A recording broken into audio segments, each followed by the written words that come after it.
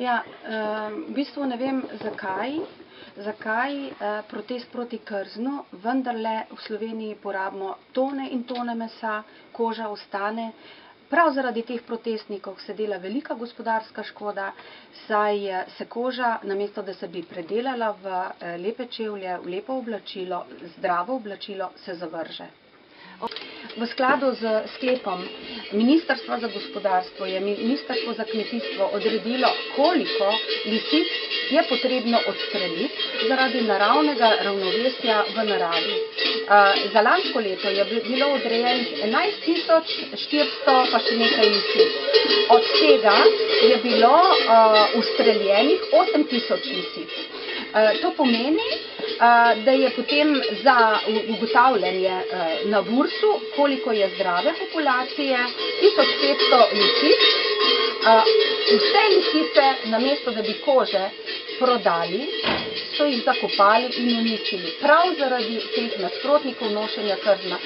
Dela se velika gospodarska škoda, pravzaprav. Lahko bi imeli tudi izvoz, ne le da uvažamo. V krznarstvu Eber 99% predelanega krzna uvažamo iz Skandinavije in iz Italije. Pravila so zelo stroga, to je evropska zakonodaja in z vzrejo živali se ni zaigrati. Prvič zaradi življenja živali, če kmet ne dela 360 dni, 24 ur na dan lepo živali in če jih nima rad, tudi gojiti živali ne more.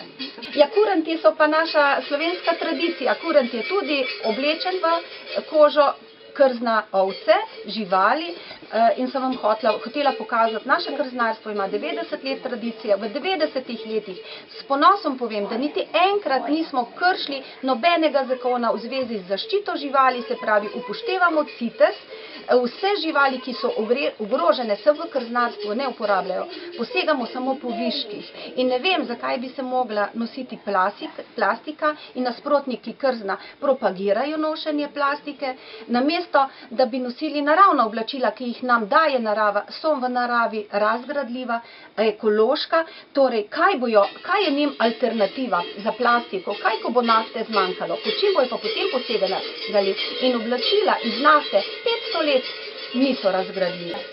Meni se zdi veliko nasilje, predvsem pa manipulacija z mladimi nad nami, ki nosimo naravna oblačila. In to je zelo žalostno, da manipulirajo z mladimi.